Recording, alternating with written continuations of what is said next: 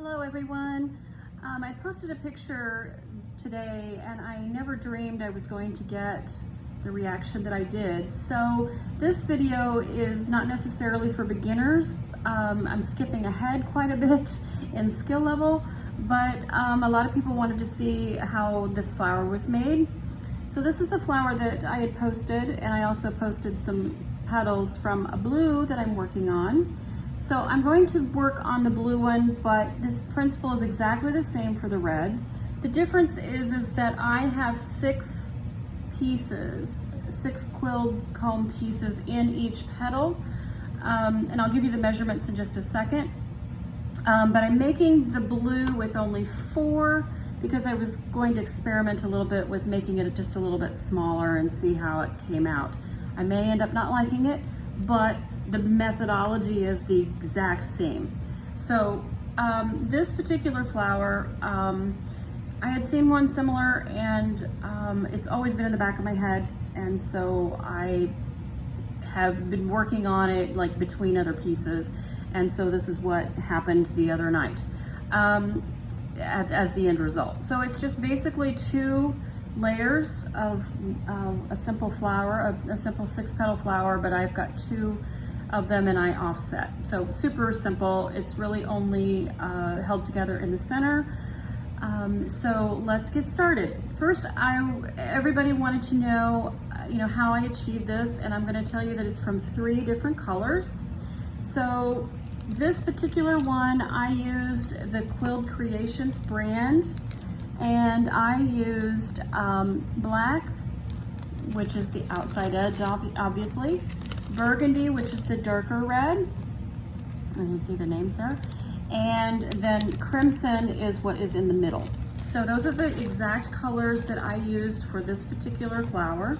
And for the blue, I'm using a completely different paper line. I'm using the Culture Pop, which is from Little Circles, which I love Little Circles paper. Again, nobody sponsors me. I just want to make sure I say that a few times so that I'm super clear. But the colors that I'm using for the blue is the Peaceful Skies for the light blue, the Pool Party for the middle, and this label didn't come out very well, but it's Midnight at the Oasis, and that's the dark blue, which is just a gorgeous, deep, dark, wonderfully saturated color. One of the reasons that I like this brand is that the colors are so heavily saturated. So I've cut them into the lengths that I'm going to need, which I've written down for you, but keep in mind that depending upon what type of comb you're going to use, these measurements may need to change a little bit, because I like to use a comb that has teeth that are very close together. A traditional quilling comb is going to have much wider teeth. I don't like this as much because I don't think that you get the intricate look that you get with a smaller tooth comb. This is just one that I bought from a local pet supply store. It's a grooming comb. It's metal. You can substitute any comb you'd like. I even have a flea comb, but obviously that's not going to work for this particular flower. So again, I'm working on the blue, so let me set these cut ones aside. But I will tell you that the Peaceful Skies in this case, or the crimson in the red, is 3 3/4 inches. It's actually what I've done, it may even be a little bit different than that depending upon the strips you use. I took a full-size strip, folded it in half, cut it, folded it in half again, cut it. That's what I ended up with. So I'm utilizing the entire strip for the smaller ones. My middle one, which is the Pool Party in the blue, or in the red, it's going to be your burgundy. They're 5 inches. Okay, so Pool Party and burgundy are 5 inches. The dark color, which will either be the black if you're going to make the red one, or it will be the Midnight at the Oasis if you're going to do blue. Those are 6 inches. So let's get started. I have already put together some strips. I've glued them together just to be a little quicker for us today. And I've just glued them together. I like to use the outside of the strip. I don't know if you're familiar with how that works, but if you can feel it. They look a little different on the outside edges, but on the inside, you can feel there's a little groove of when the guillotine came down on it and kind of compressed the sides a little bit, so you can feel the edges of the sides. So when I was in college, I sold franchises for a company called Alpha Graphics. And we had, and Alpha Graphics was basically a Kinko's before there were Kinko's. This was way back in the 80s. So we had a guillotine cutter. So I've seen this work. So I guess that's why I'm saying is that when the guillotine comes down, it kind of, it presses the paper as well as cuts it. So you can always feel the wrong side of the paper by the edges. So I like to glue it so that I'm always wrapping from the outside.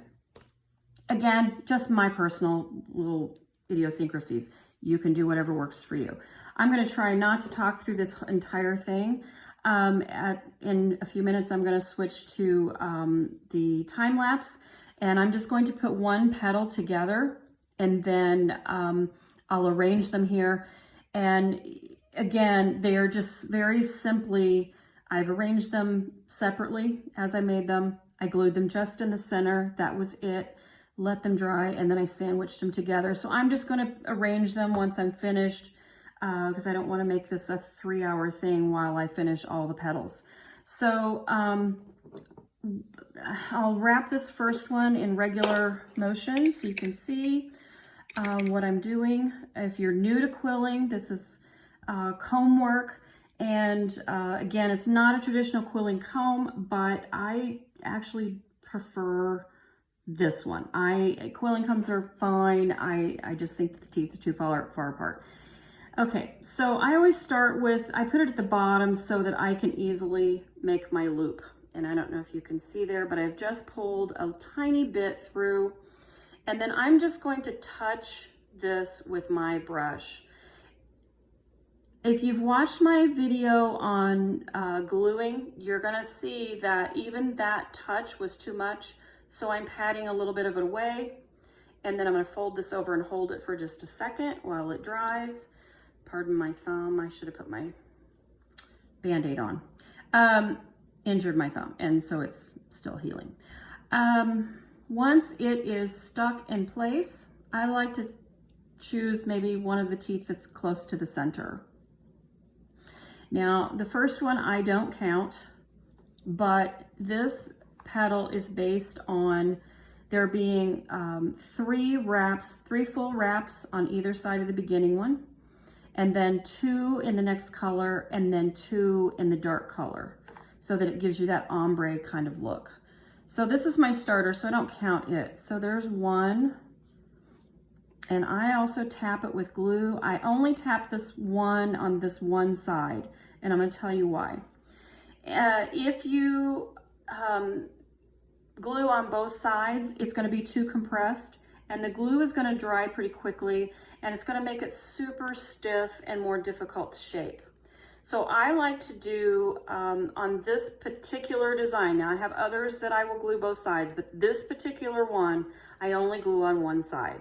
So there are my 3 on the light color, and so my measurements have worked out. So my next loop is going to be in the darker color. So, which is this one is Pool Party. So again, I'm just barely touching here, and then I'm kind of spreading it so that it will cover the entire thing. When you get into some more complicated comb work, you want to make sure your glue gets all the way down to the edges. On this particular one, it's not as important. But it is important to use more glue when you're doing comb work, because if you don't glue it, what happens is if you pull this off your comb, number 1, it can spring off and everything, and you have to redo it. But number 2, your center will actually slide around in the piece. So your center that you have here will not be your center if you don't make sure that you glue it in place, if that makes any sense. It's been a long day. I hope that made sense. So I'm just, again, touching it and spreading the glue out super duper thin so it doesn't ooze out the sides. That's one of my huge pet peeves, especially when you're working with dark colors, that you don't want to have excess glue showing. The other thing that I'm showing you here is that I do also like to make sure they're straight as I'm going. If you don't, they can sometimes not look straight in your design. So you'll have some that might be humped up, or they won't lay flat. So if you look at this one from the side, you won't have any high spots. You see that it's uniform throughout. So that's the reason that I do that. Again, everybody's a little different. This middle strip is just a teensy bit long, but what's going to show is going to be the dark color because that's what's glued on the outside. So I just want to make sure you see that. So this is the first turn for the Midnight at the Oasis. And you only want to do 2 turns on that particular color, because if you have too much dark, it's going to get muddy in your design. So again, a little bit of glue, I tapped and I spread, and I'm wrapping once and I'm wrapping twice. You can see too that how my teeth are no longer parallel. I do pull really tight. It's just, I have a heavy hand. You don't have to do that. I just like my designs to be super neat and tidy, because if your details are good, your overall piece will be good. So I'm an accountant by profession, and one of the things I always tell people is if you take care of the pennies, the dollars take care of themselves. Same thing with quilling. If you take care of this penny piece, your dollar is going to look a whole lot better. So then at the end, because I've done 2 turns with my dark, I'm just going to glue down the end. Now I already have one that's finished, and I'm going to show you, I like to start forming these the minute I pull it off the comb. And the reason for that is that, again, if you've seen my video on glue, you'll know that I like to use school glue because it's more pliable and more flexible. And the sooner you start shaping, the better luck you're going to have. I will tell you, when I was making this flower, I was working on it between other projects.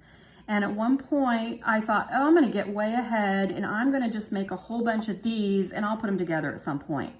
I'm telling you, I had the hardest time getting them to go into shape. They were so stiff that I was lucky I was even able to get them to work and not have to redo them all. So with that having been said, I always try to put a little bit of an arc on one side, usually the side that does not have the end glued down. So, which I screwed up this time, but anyway, so I like, the reason for that is that when you put these together, because they are the same length, the center is going to be thicker because of the paper gathering there, which is what you want it to do. But if you don't give it a little bit of an arc, it's going to, the glue will pop and you're going to end up with it looking like this. And you're going to have, it's separated and it won't glue down. So you want to make sure you've got a little bit of a curve so that when you do put them together, they'll stay together. So this one, I just take a little bit of glue and just, again, the tiniest bit. I like to just spread it out enough to make it a little bit shiny. There should be no bulk to it at all. And make sure the ends are lined up. And then I pinch together. And also make sure that everything is together in this direction so they're not, you don't have a big hump in the middle.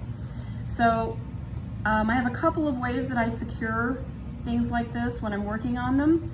I have straight pins that I can use. This particular flower, when I was working on it originally, I found that this works really well. I like to pinch just the end with clothespin and there until I wrap my next piece, and then by then the glue will be set.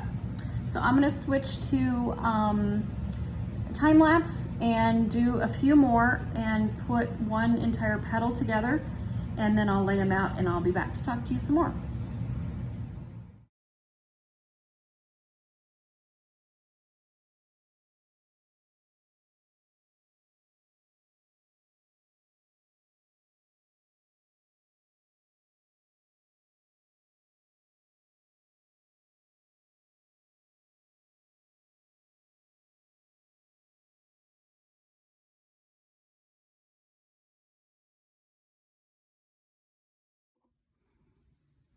Okay, that's it. That's the petal that we created.